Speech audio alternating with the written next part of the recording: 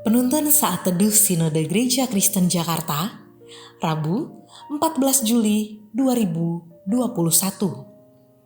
Judul renungan, Rendah Hati Kunci Berkat Sejati.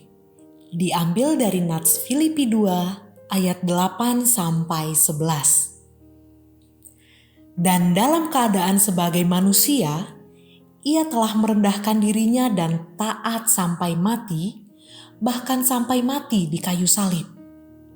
Itulah sebabnya Allah sangat meninggikan dia dan mengaruniakan kepadanya nama di atas segala nama, supaya dalam nama Yesus bertekuk lutut segala yang ada di langit dan yang ada di atas bumi dan yang ada di bawah bumi, dan segala lidah mengaku Yesus Kristus adalah Tuhan, bagi kemuliaan Allah Bapa. Kerendahan hati dalam bahasa Latin disebut humilitas. Kata ini berasal dari kata humus yang artinya tanah. Bila direnungkan pengertiannya sungguh luar biasa. Seseorang yang mau rendah hati adalah mereka yang menyadari asal-usul dirinya dari debu tanah, tidak ada yang patut disombongkan.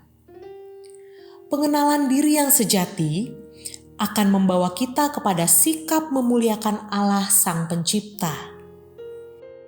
Kita hanyalah ciptaan yang tidak patut untuk mencuri kemuliaan Allah dan menjadi tinggi hati.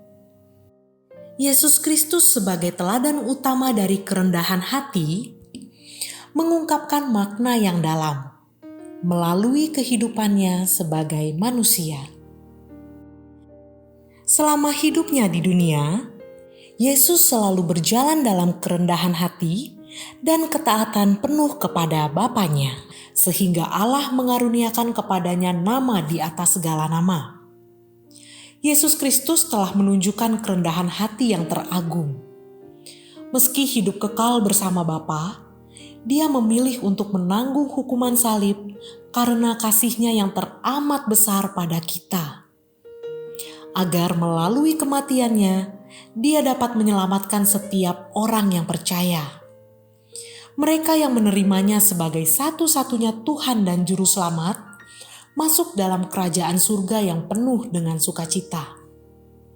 Sifat rendah hati yang bergantung sepenuhnya kepada Allah adalah dasar dari segala berkat sejati yang telah kita nantikan dalam hidup ini. Kita perlu memahami dan menyadari bahwa sikap tinggi hati atau kesombongan tidak akan membawa kesejahteraan dalam hidup ini.